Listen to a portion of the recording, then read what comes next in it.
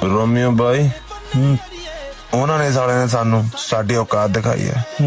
ਸਾਡੀ ਗਰੀਬੀ ਦਾ ਮਜ਼ਾਕ ਉਡਾਇਆ। ਆਪਾਂ ਜੰਮੇ ਤਾਂ ਗਰੀਬ ਸੀ, ਮਰਨ ਤੋਂ ਪਹਿਲਾਂ ਇੱਕ ਵਾਰੀ ਰਿਚ ਹੋਣਾ, ਰਿਚ।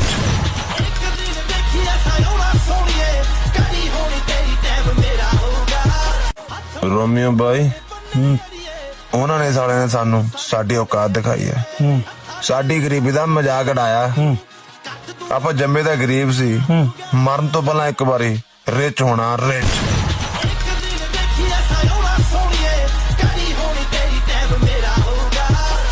ਰੋਮੀਓ ਬਾਈ ਉਹਨਾਂ ਨੇ ਸਾਲੇ ਨੇ ਸਾਨੂੰ ਸਾਡੀ ਔਕਾਤ ਦਿਖਾਈ ਹੈ।